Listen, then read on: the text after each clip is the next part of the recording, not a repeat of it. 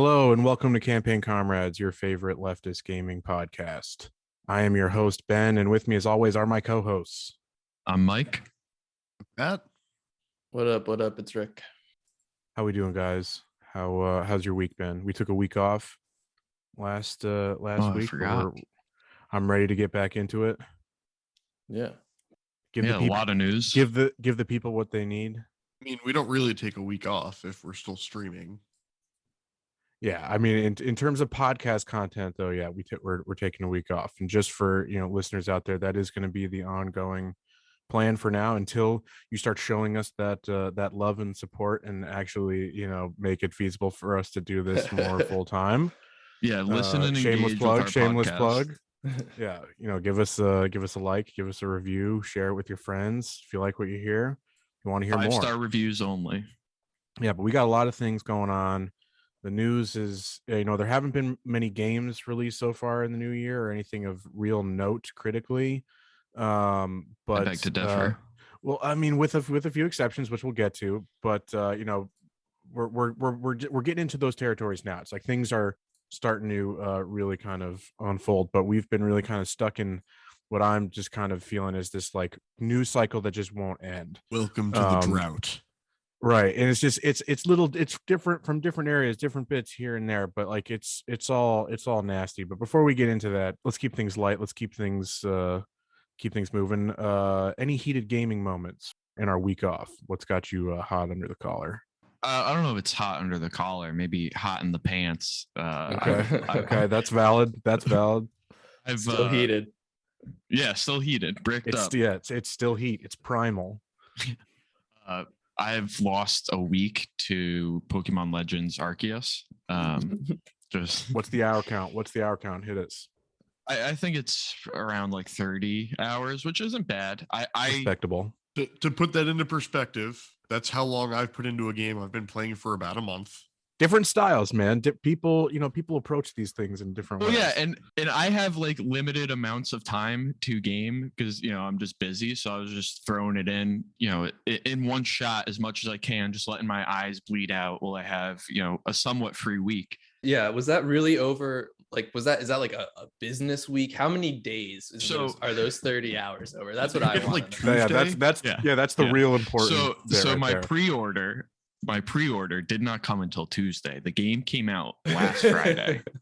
And so Tuesday to we're recording 2 Fridays Saturday. ago when this comes out. I have not touched it today. So that's 4 days. Yeah. Sure. Yeah. I mean, my eyes were bleeding. They're just recovering today.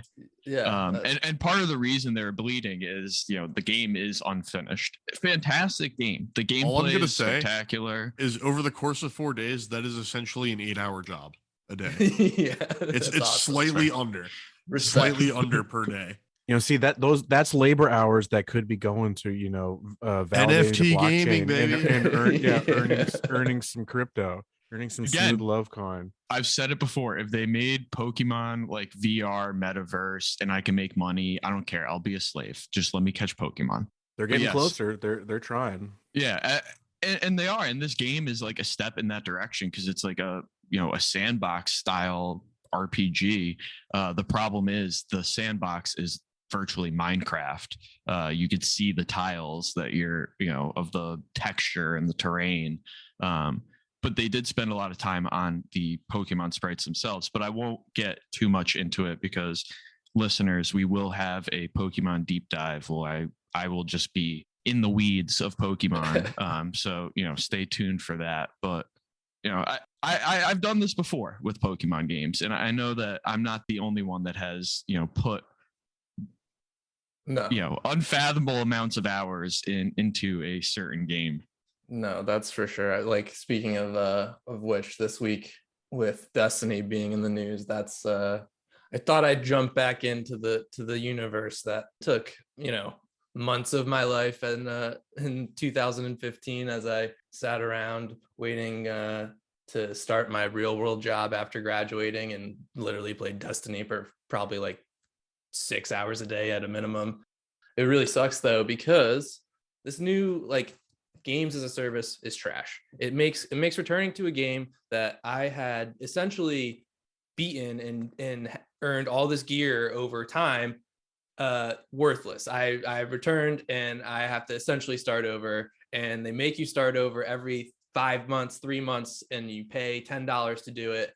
And we all act like, this is a good thing for us because it's more of the game, but it's also just more of the same content, essentially repackaged. So Welcome to games as a service. yeah, it really is.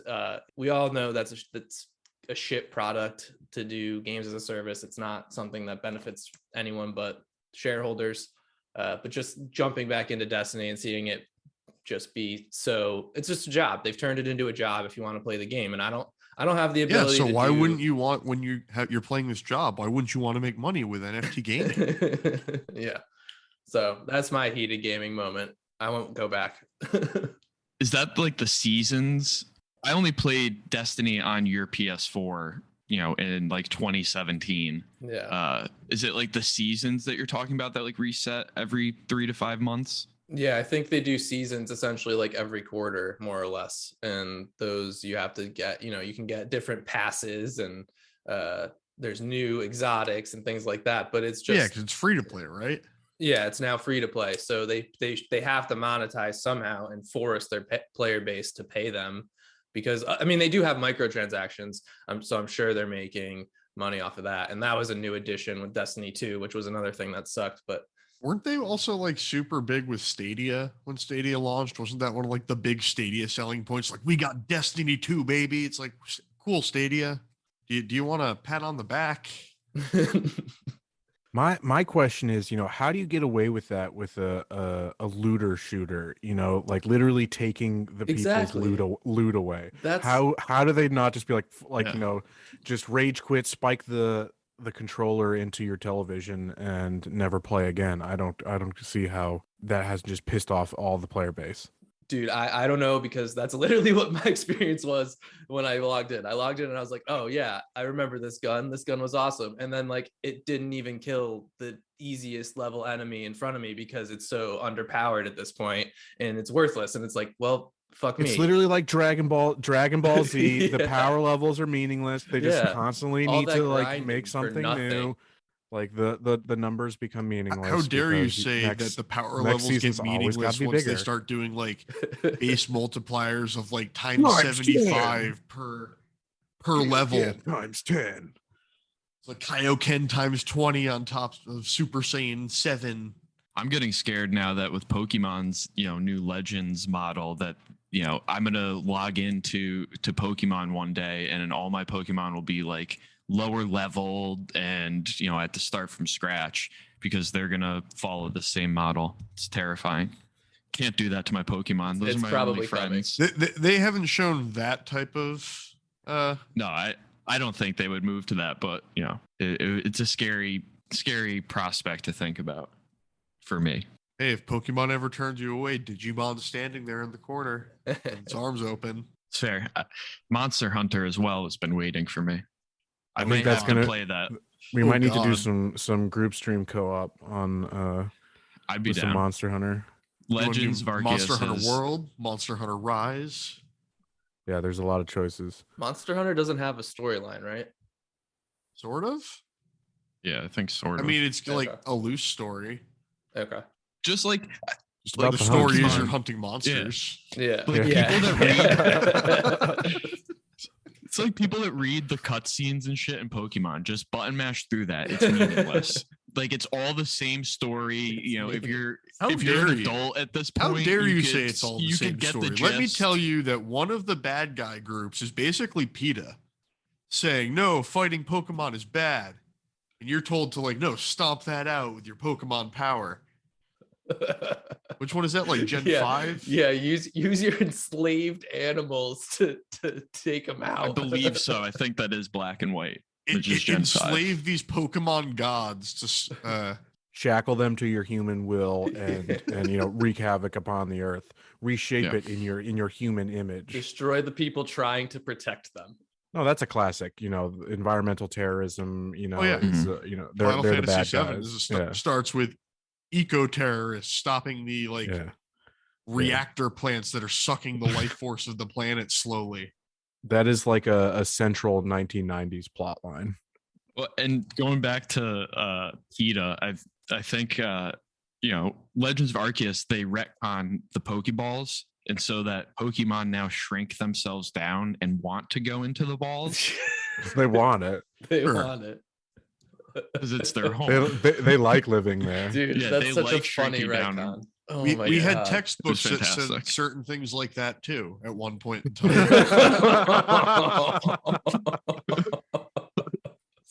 Some states still do. Yeah. Oh no. Yeah, those are the ones they're not burning. Yeah, too true. All right, so reining us back in, we kind of mentioned it already. It seems like the news is just some different shade of the same color. So I do want to start us off though with, we had some dipshit in our Twitter replies back when the Microsoft stuff broke. It's like, oh, you're just salty because you're all Sony ponies. Sony pony. He was like, you don't care. This is great. When This someone is calls great you a for me Sony because pony, I'm- it's basically the same thing as them trying to call you a soy boy, and it's just impossible to take Right. seriously. yeah, I just reflexively then do the face just to spite them. I'm Yeah. literally doing the Yeah. face. Listeners, we can't see it in our auditory medium. Yeah, Mike just did this, just soy faced so hard. So I don't know if hard. he's gonna be okay. But yeah, so we were critical of the Microsoft Activision news, which again is still unfolding, and we'll get to that. But we're here to squash that shit, put it to bed. Say we are equally critical of any industry following along or that is going with the larger trend of capital to consolidate and to close borders and circle the wagons. And so we have a further example of that today, as we've already talked about.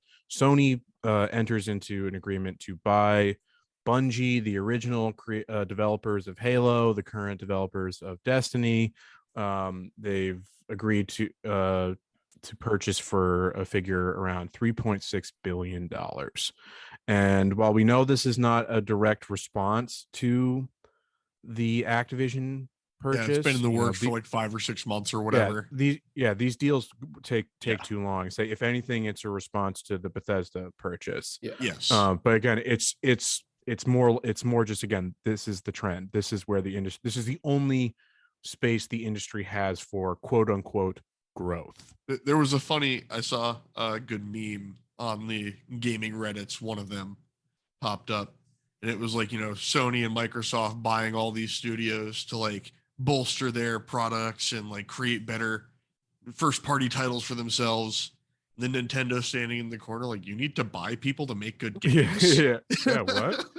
What? Sorry. That's a good one. Yeah, I mean, I think I wasn't surprised by this news, A, due to the fact we've seen all this consolidation, and B, I mean, Sony and Bungie have had a relationship from the beginning of Destiny. Sony had some exclusivity rights initially. Oh yeah, I remember there was a white PS4 bundle with the original Destiny. That was a fresh white PS4. I almost bought it was that cool. back in college.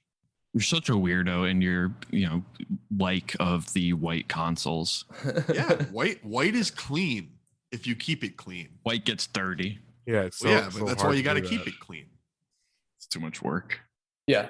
To me, this isn't as bad of news as the Activision purchase. There's I a don't know. magnitude difference there. Yeah, Yeah. it's like this Like is something threefold.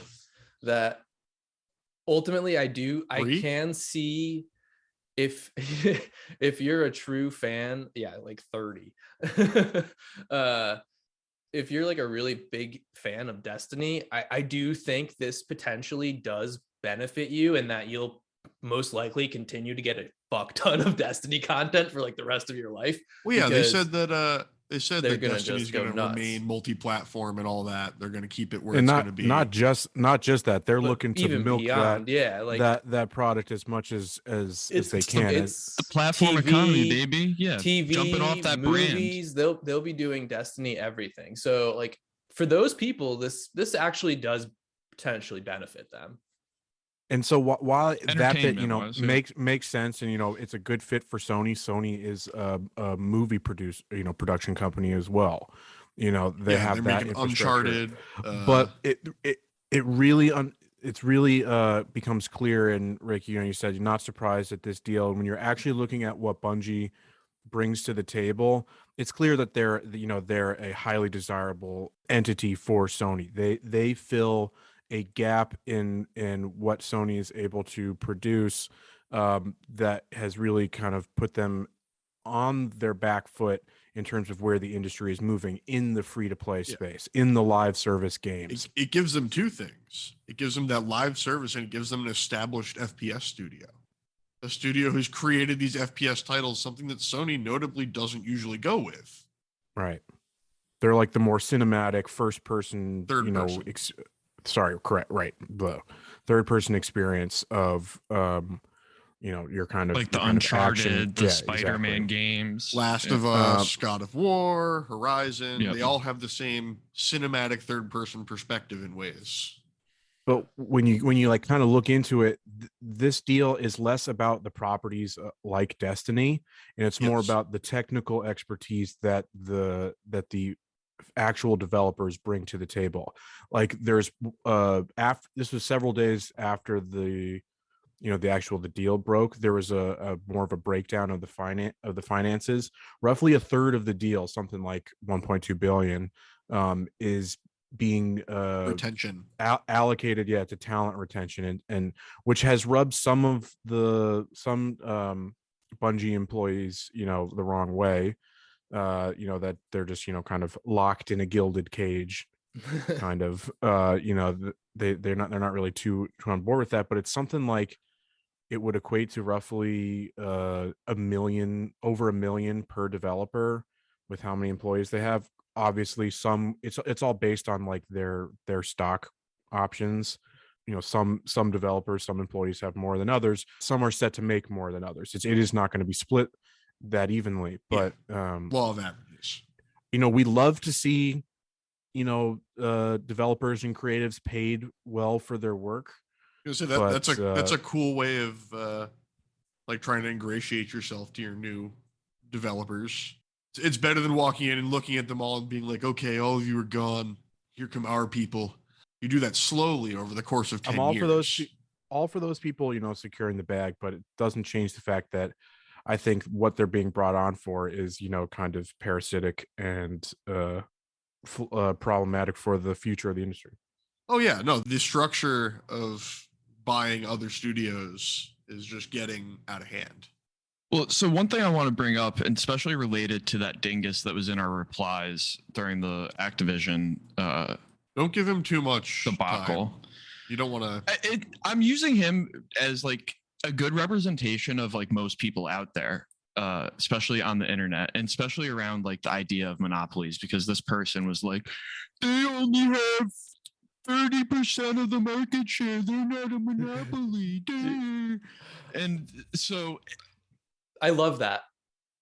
That's like posting the Webster definition.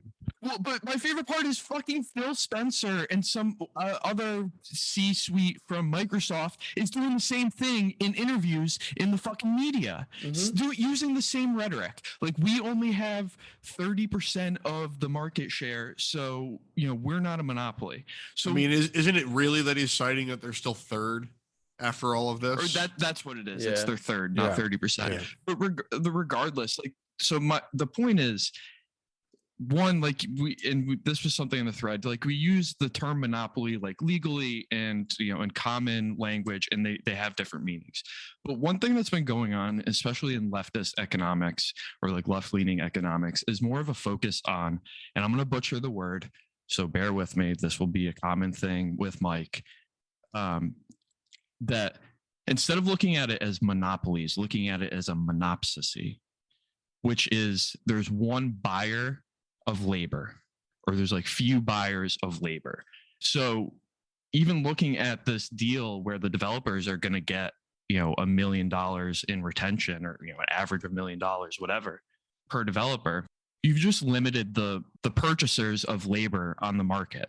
So now, you know, there is only really 3 studios that have like a majority of the labor purchasing power within that marketplace. So you as a seller of your labor are limited in your options. That's a way, and we've discussed before how antitrust has moved from a focus on the worker to the consumer, and like looking at it as a monopsony rather than a monopoly kind of helps push you to look through that lens. And this is something I've tried to get Rick to look at because he can possibly know more about economics than me. But like the thing, so from like even just a more simple perspective though, when your top 4 companies own like 85% of the market share, that's not really a competitive marketplace. Like to Yes. pretend that is a competitive marketplace is ridiculous. Like you're just lying. Like you can't honestly say that that's a fair competition between the other 100 companies that are making up that 15% of the market share. Like there's no way they can compete even from an economic standpoint, which is what you're also kind of getting at too, with being, they can't even pay people. Like they can't even compete. Yes, Like exactly. if these larger corporations wanted to, they could wipe out those studios by simply just hiring all of their employees for twice what they can pay them. Like that's part of the problem here as well. But they don't have to do that. They don't even have they don't to even have to use that. competitive wages because they're the only options. They've got and 3 that's choices. The point of a monopsony. Yeah. Or however you pronounce it. It is de facto like wage fixing instead of like actual that's going toward actual collusion. And that's the idea, like in the study of the platform economy, which I'll keep bringing up. I'm a novice on it. It's still like an evolving idea within like law and economics. The platform economy, I think, it's a development, but it's still very much capitalism. Like it is just it's almost a more pure form. No, well, so the platform economy is just an idea of it's like a description of how the economy is actually working rather than like the ways that economists look at it now and like try to fit it into like Keynesian models. Yes, that's the Keynesian models, and like it doesn't fit. So it's like, all right, let's look at another version. Let's come up with a different description for the model that's actually working right now. And Ben pointed out that it's like de facto wage fixing, and that's just like you can't look at the wage fixing that is going on under a Keynesian model because the Keynesian model does not account for like what is actually happening in the market or in the laws that are being introduced in the space. So one of like, right, it's not actual policy. It's it's wink wink nudge nudge. Not even that, but like we've discussed before. It's like antitrust law had a big shift in the 1970s, and one of the changes was allowing for vertical alignment within corporations rather than horizontal, so that like privileged these companies like essentially wage fixing at like the lowest common denominator, and it's because of that being able to consolidate and have this power, this purchasing power of wage labor that other smaller corporations can't do. And then because we've split so that so many QA testers are independent contractors rather than employees and things like that, they can't even communicate with each other and try to like change or ask for higher wages because they're exempt under the labor law. So it's like all these different in the platform economy is like, or the discussion of it is looking at all these interactions that these previous models could not have accounted for. But you keep talking, we're talking about wage labor, and I think that is an interesting part of like I think from like a public perspective, when people think of monopolies though, they think of it from a consumer standpoint. They're not thinking about it from the worker standpoint. And that's the point of looking at a monopsony. Doesn't even the law look at it as a consumer standpoint? So like correct.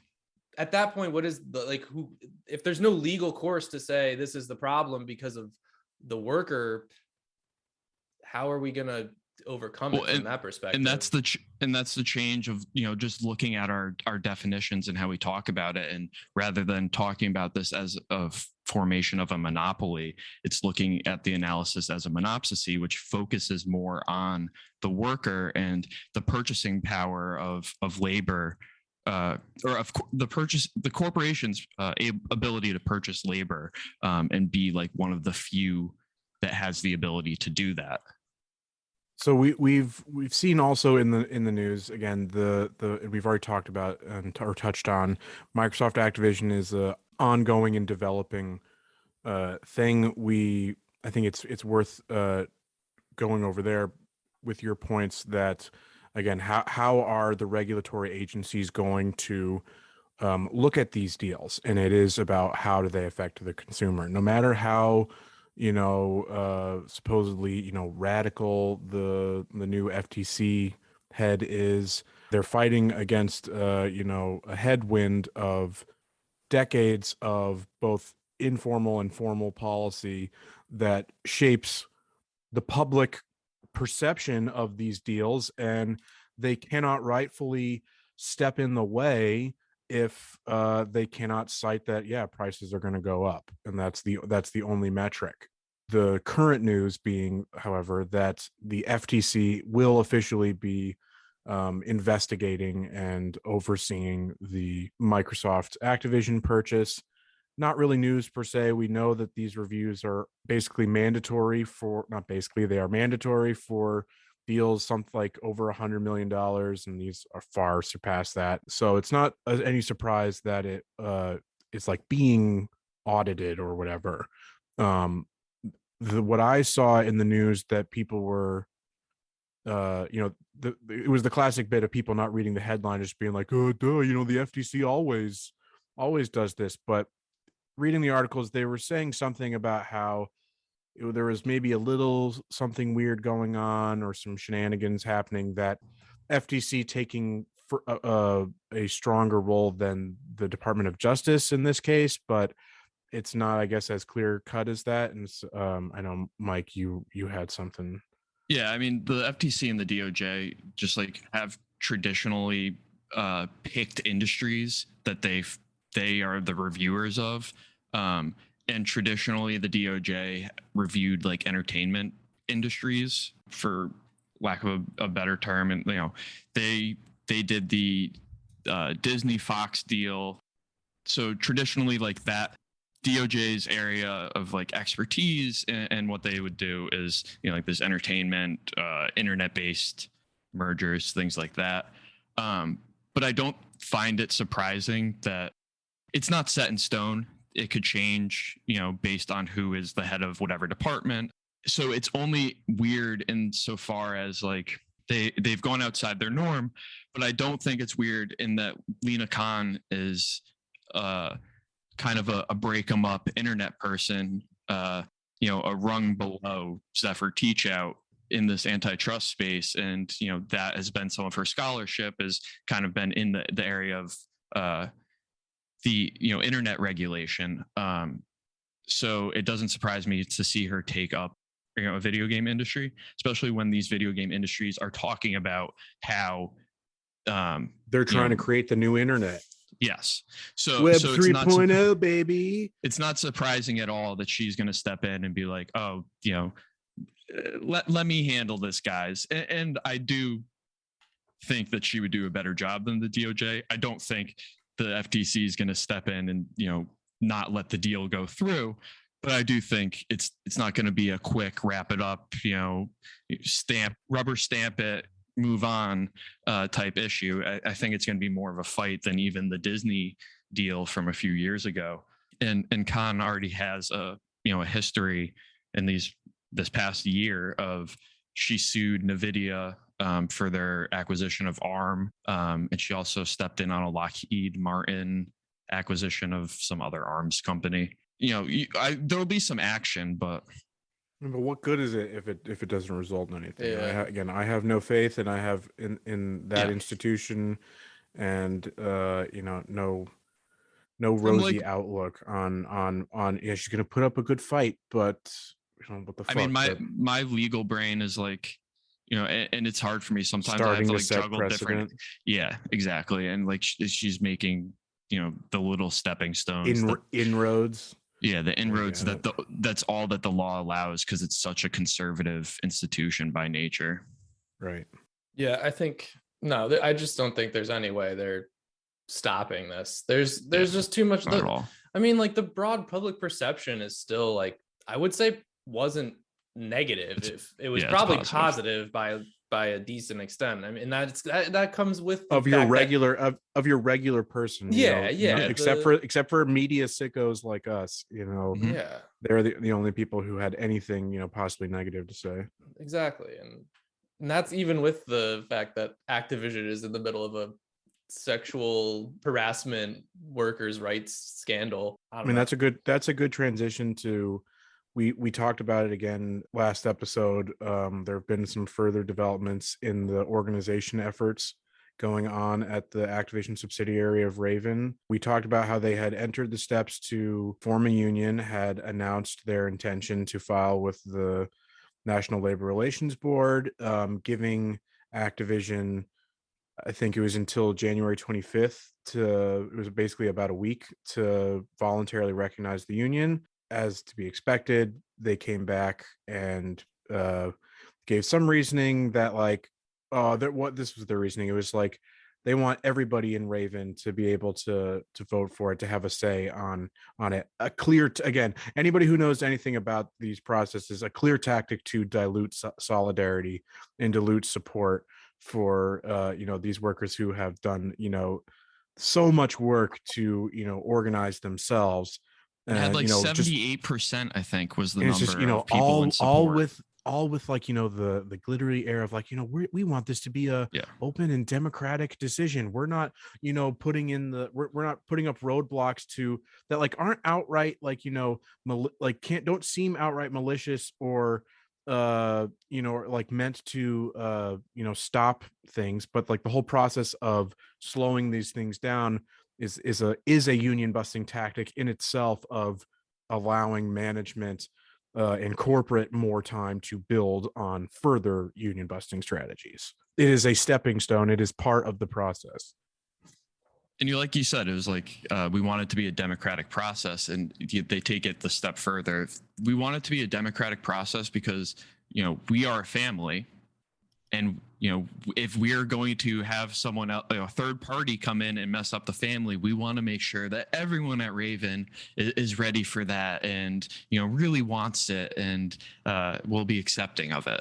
So like you said, Ben, it's just a further union busting tactic. But what they did recently, and what is like the latest news, and I find it's just chef's kiss. They started breaking up that union of unit of QA testers who were all like just in one division in and of themselves, like the QA testers within the corporation. They started and cited other industry practice and saying that this was something longstanding in the works that they were going to be doing, which I'm sure it was, but something that they had discussed doing, but the timing is obviously still sketchy, incredibly suspect. That they broke up that unit of QA testers and embedded them within different areas of directly the with developer. It's directly with developers, and it's something we talked about last episode with like one of the tests that the National Labor Relations Board is going to do is called like the Boeing test. And you're going to have to look to determine if the people within the bargaining unit are like substantially have different roles or different interests within the corporation. And, once you embed them with the developers, it makes it harder to say that you have a different interest from those people that are not going to be within the bargaining unit. So this, leads the Raven workers in the CWA to make the decision of trying to grow the union to incorporate developers and make sure that you could capture them all and say, fuck you to Activision, we're going to go bigger. Or you're really going to have to fight to narrow down what the QA testers do to like very much differentiate within the job description in the actual, what they actually do in their job to make it different than the developers so that they could like keep them as a distinct unit for bargaining purposes. Yeah, it's all kind of the same. Again, this has kind of been my theme of the week is it's all the same news, but somehow just a little bit worse. Rebooted. Tiniest little bit different, but usually for the worse. I say we just That's kind how of wrap we're in that. a good simulation matrix. Yeah.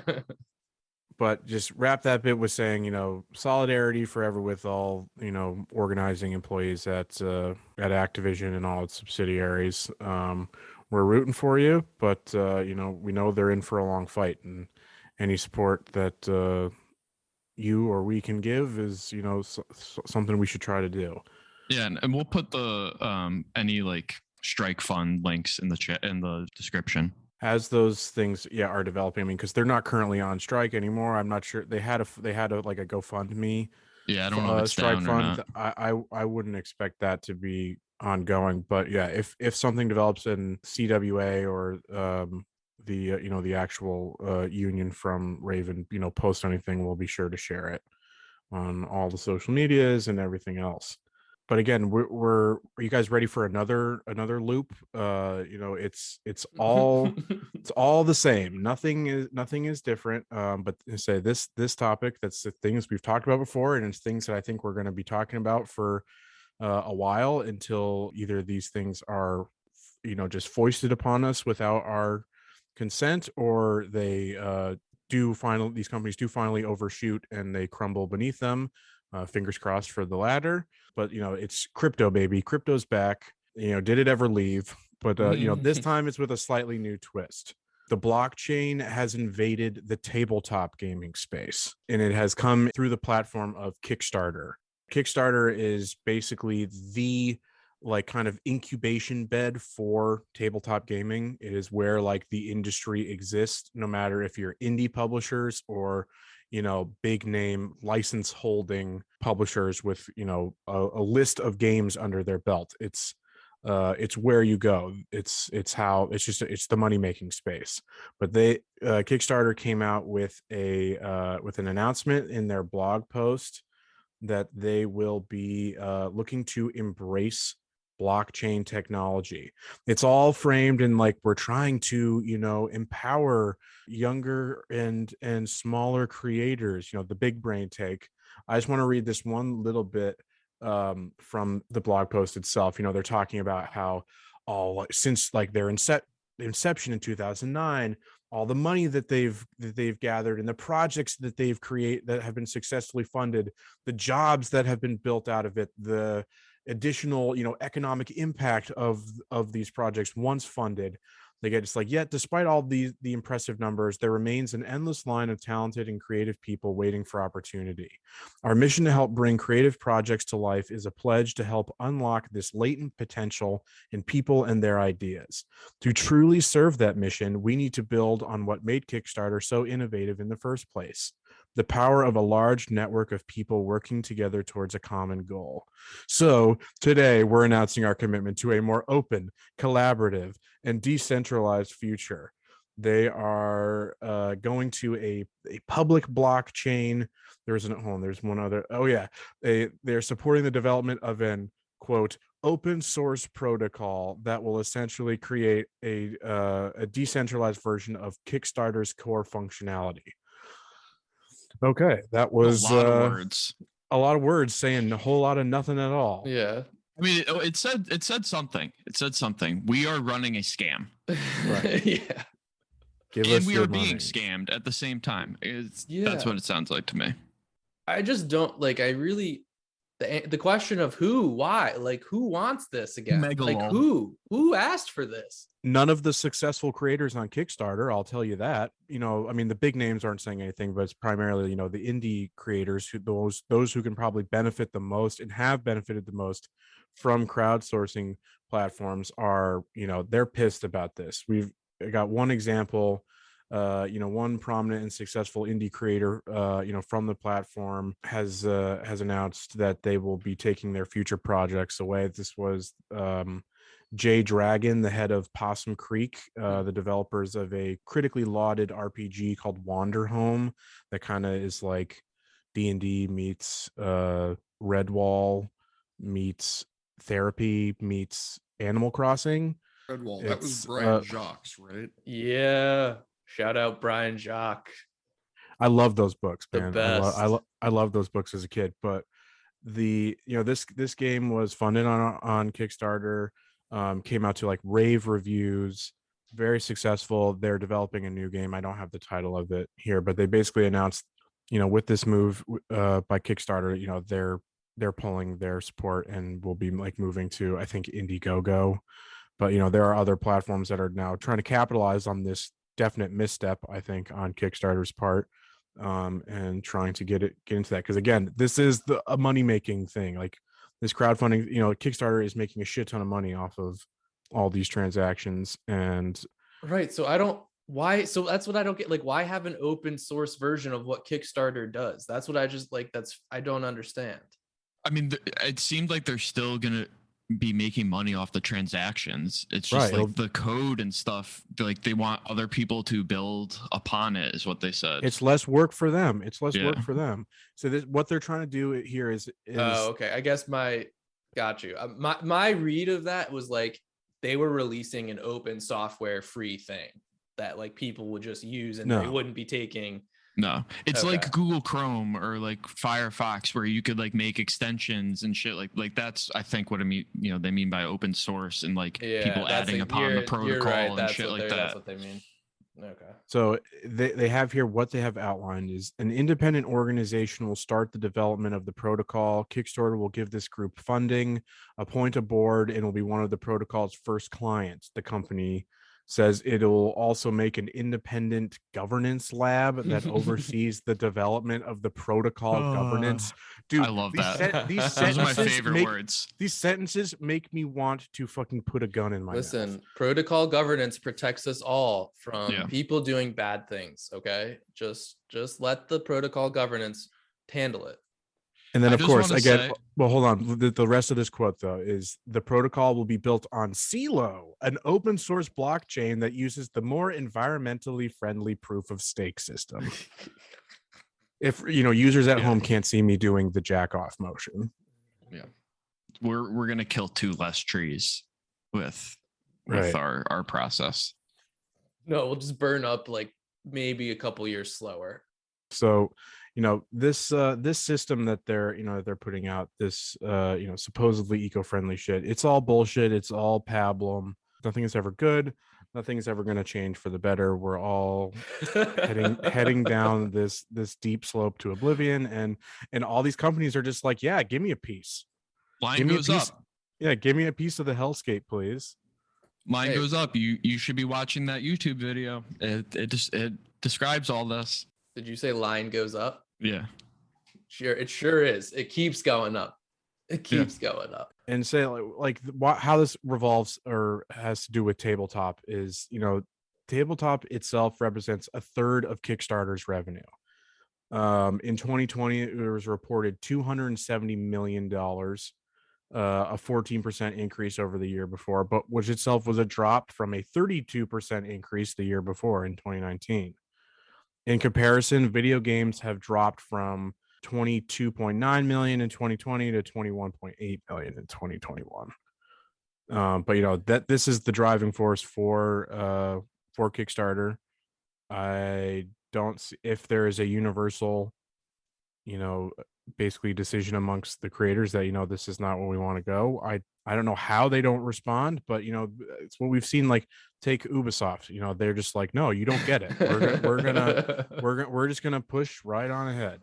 Literally. I did not know until moments ago that Kickstarter was a Brooklyn-based company, and now I understand much more. I've met this person. They're the people that run this. I've not met them specifically, but I know these, that Brooklyn type person, and they're crypto bros. I'm sure crypto bros that were, yeah, they're just trying, that are now fully awakened. It's like, oh, fucking shit. Like, this is where everybody's doing. Like, we can't be the last ones. They can't leave the potential money on the table. And, honestly, this doesn't bother me as much as some of, so this is just like the blockchain tracking. They're not specifically using NFTs. Am I correct? No NFTs. It's just the blockchain. It's just the blockchain protocol. So this doesn't bother me as much, because this may be like, blockchain has potential uses if it didn't burn up the planet. If we could find a way to make it environmentally, and an investment is not one of them. Correct. So like, you know, I haven't done a deep dive into like exactly what Kickstarter is doing, but like this is maybe like one of the potential areas where, you know, blockchain tracking technology like could have some sort of usage. I'm not saying it's like good or anything, and like especially in the current state of our economy and our environment, it's not necessarily good. But you know, they're not pulling a crypto rug pull. So you know, again, I'm not endorsing it, but just I've seen too many crypto rug pulls going on recently that like I'm so doomer pilled that this is like, oh, this news isn't as bad. Yeah. Yeah. I mean, I still think it doesn't mean it precludes something like that in the future though. Yeah, Yeah. no, exactly. But it's just like I'm so used to, you know, as soon as we said blockchain or, you know, something, I was like, oh, are we going to be buying pieces of, you know, the game? So now I own like a character in the tabletop that only like I own or some shit like that. So like that's where my head went immediately. So now going through this, you know, I don't feel as bad, but like I said, it's not.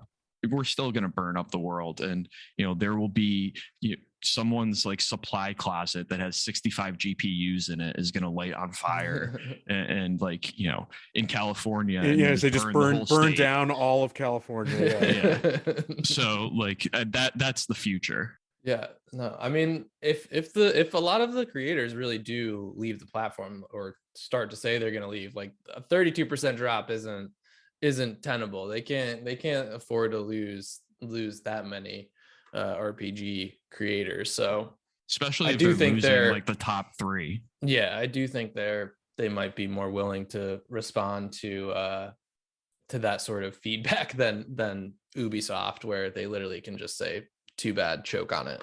They can say, "Ho, fuck you! You are Yeah. very stupid." And you have to like think of who the consumer is there. Like you know, Ubisoft with their NFT technology in the games, like in their mind, they're like, people are going to buy our games no matter what, just like with loot boxes. So like you know, they have an incentive to force it down our throats. But with like just this introducing blockchain technology, this is easier to walk back, I think, than the NFT loot box shit. Or it just does nothing. Like it just fades. Exactly. Like they just like, oh, it's still in development, and then 5 years from now they don't even talk about it, and you never. We're doing a study. Yeah.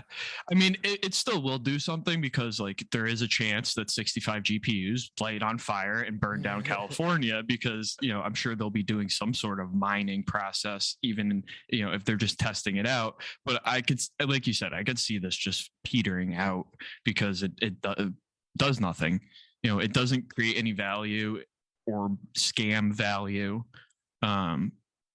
So it does nothing for capital and it just goes bye-bye. All right. So, you know, with moving from Kickstarter though, it's something that I know Matt and I wanted to talk about. We were discussing this, you know, a couple days ago in the group chat. Yeah. We have a more established game publisher who kind of made their name on Kickstarter. The company Steamforged had a successful Kickstarter campaign. And should have had what year that came out in, but it's a couple years ago. But a official license. That number was in my head, but I didn't know for sure. They had a successful campaign funding an officially licensed Dark Souls board game. It was hyped up. It was, you know, really anticipated, made a lot of money. Then it came out and it was dog shit. It was fucking terrible. It's what we deserved. It's what the stepped on crowd wants. Universally panned. That doesn't stop them though. They are, you know, in the news again. They are coming out with another official licensed Dark Souls project, but this time a tabletop role-playing game. A better fit, but not a great fit. No, and we'll get to that. But the big news being that it is going to utilize the open source rule set of Dungeons and Dragons 5th edition. And there's pretty much been, I'd say, if there's a split in the opinion, it's like Dark Souls fans are like cool, I want like I'd be interested in playing like a tabletop version, and then tabletop fans are like, I don't want a fucking another D&D hack that like just does not do any service to the new material whatsoever. and It's just like punishes the players. there's like essentially bringing nothing to the table, nothing new in Well, yeah, terms because of I an mean, Dark adaptation. Souls at its core is just a fantasy, just a And you fantasy have game. like basic elements like y'all like a lot of the same kind of class elements. You've got similar bestiary kind of Yeah, things going like on, you're but it's basically like taking Dungeons and Dragons and just putting a slight skin on it. You're not right. changing anything fundamentally or doing something drastically different for the betterment of making a new game. And I just like have so many questions. Like, so me coming from I DM a D&D 5th edition game every week. And being as someone who plays that game and understands its flaws and its shortcomings, I'm like trying to like picture in my head how a Souls tabletop RPG would work, particularly in terms of, and I went through and I looked at this. It is marketed as a game for 2 to 8 players. So the idea of a party playing in a Souls-like game where it's all about death is a constant thing. But death You're is a constant, alone. You're but helpless. but impermanent thing, whereas you're constantly having to retread through the world and use the Yeah, that's experience the that the, you've the undead built up over curse. time. And that's that's the core gameplay loop, and they're trying to incorporate that into the game. They announced like some like I think in response to a lot of the people's if you could say at best their skepticism. They're like, oh look, we've changed some elements, some new mechanics. So for those familiar with D&D, there's going to be no death saving throws. You drop to 0 HP, you're dead. You respawn at a bonfire. Those who play Souls games know that. So my question goes, as being a GM running this for a party, one person dies and respawns. You're then running 2 games. Like you've got the rest of the Essentially 8 party. games. Yeah, you're running the rest of the party where they are, and then you've got to deal with the other person as they respawn. That then leads to whenever somebody's respawning, you have to then have constantly mapped out your area, your actual map location, and like your world, that is, or at least for the encounters. And you got to like say like where all the keep track of where all the enemies are. Whereas there's no, say randomness like that. It's a lot of stuff All I'm for the game picturing master. is It sounds so respawning at a fucking bonfire boring. and just sitting and waiting for your party to come and lower the shortcut to said bonfire that gets unlocked at some point, instead of just like going through and running again, just like sitting there and waiting. No, it's just there seems to be so many things. I am of the opinion it's not just a mistake to do this as a 5th edition hack. I don't think this fits particularly It's not even a good in hack. a tabletop setting, with one exception. There do exist some games, some RPG games. I mean, the most classically original are literally pick your own adventure books where you're playing on your own. But it's like you would play with essentially like one GM and one player, essentially the GM taking on the role of the AI from the video game. Can't you do that with Call of Cthulhu? That one that can be played. I think so, but you can technically do this with pretty much any role-playing game. Like there is official stuff for Dungeons and Dragons, but then again, this then goes into why this is not a bad fit. Why this is just a bad fit. Even the official D&D rules stuff that has about how you can run an adventure for just one player. It's like, oh yeah, this game doesn't really work with one player, so you have to have them run this little NPC as a sidekick. It's like you literally can't exist in this world as on your own. You have to have at least 2 people.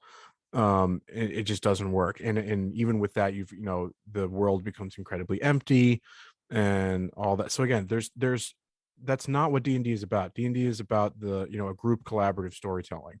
So it's one, just not a good fit. But unless it's like some kind of like solo or duo kind of like most of those kind of RPGs take the form of what are called like journaling games. I've never played that. That's never been my thing. I'm of the opinion if you want to play like a one-on-one or a solo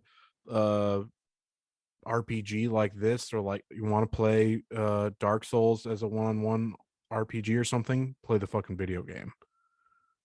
That exists already. It's very fun.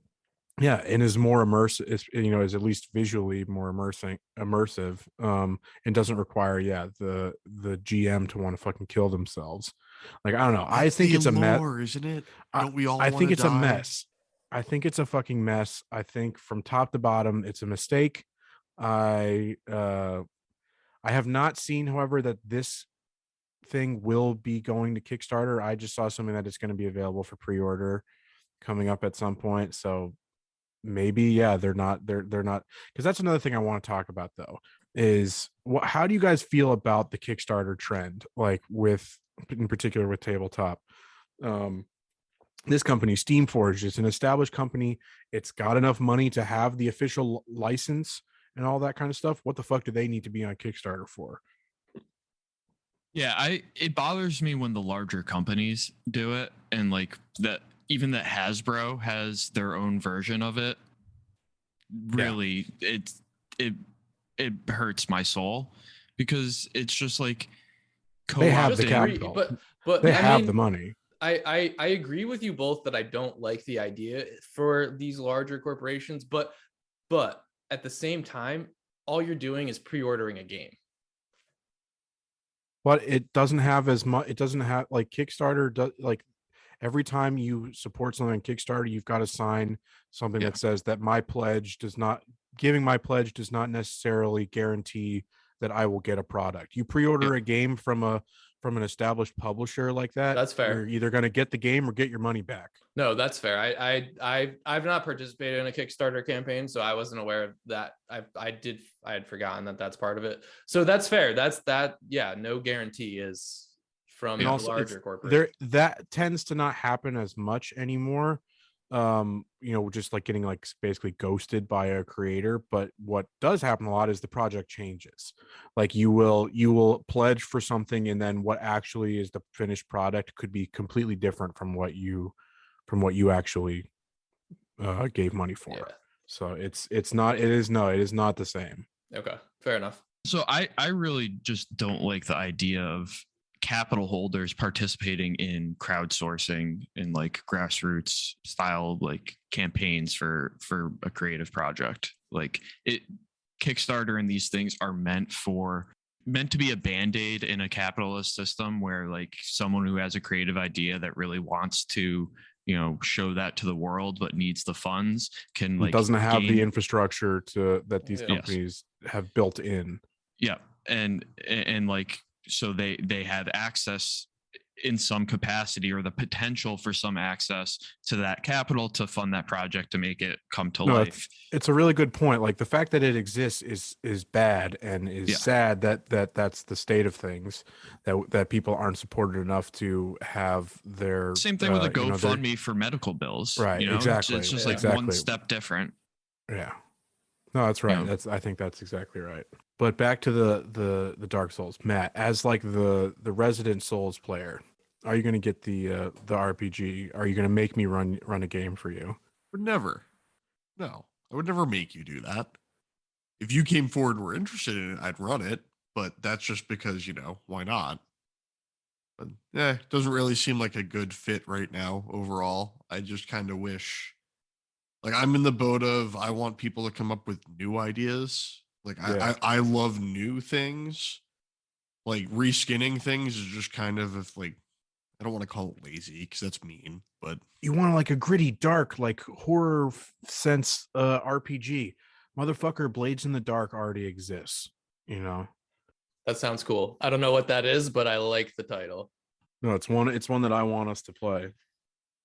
Like hearing you talk about this, Ben, the Dark Souls RPG, it just made me think of that meme I sent you of like the dungeon master like trying to get one of the players to like, or it was a player approaching a dungeon master being like, hey, I think I want to like, you know, maybe run a game. Can you like teach me? And it's like, yes. Finally I can I'm pass free. it along. I'm free. I'm free. Yeah, it's like reading about this or like hearing you talk about it is like, it makes that meme just perfect. Yeah, man. My inner GM rage just like kind of just had kind of erupted with this. All my repressed frustrations Ben just with wants running one games. of us to DM so that he can get back at us for everything we did during campaign. So I've already succeeded in my regular group. One of my players is already agreed to run our next campaign. So I have foisting the curse. I have been liberated.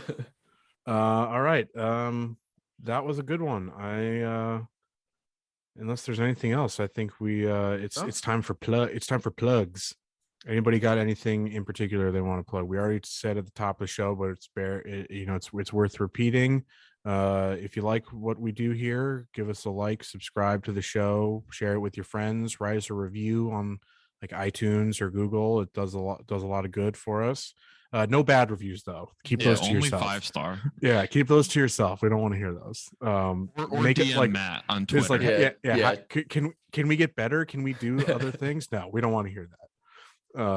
But yeah, DM me on Twitter. Yep. Yeah. DM you. Yeah, that's DM Matt on directly Twitter. into my Twitter DMs. Have fun. Yes. Yeah.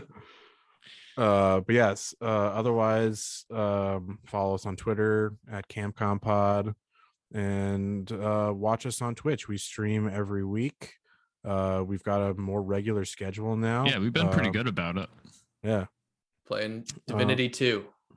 Yeah, every Friday now we're doing our group streams. We're getting what I've found the best equivalent to a tabletop experience in a CRPG. This Divinity 2 Original Sin, top tier. Yeah. In my mind, of actually getting the freedom that you can find in that the real driving of a story based on your decisions that I've seen in a CRPG. So I've been enjoying that. It also truly captures the D&D party doing individual things. The chaos. Yeah. The chaos. Just the chaos inherent to D&D. Yeah. It actually makes it more kind of sobering if you think about it from like the D&D table perspective. Like it gives you that like, oh shit, everyone is in different spots right now and doing different things. Yeah. And like we're not fully aware of what they're doing like in D&D when the DM starts talking, to each player. Yeah. All right, but yeah, we've got more exciting content like that coming down the pike with some new releases. We'll be streaming some new stuff. We're excited. Yeah, I mean, technically, I'll be streaming tomorrow, which is in the past, according to when this is released. Sunday, Matt Fun Day. Sunday, Black Mesa. I'm excited. I'm excited for you to stream that. I'm gonna watch. All right, everybody. Till next time. Peace. Bye-bye.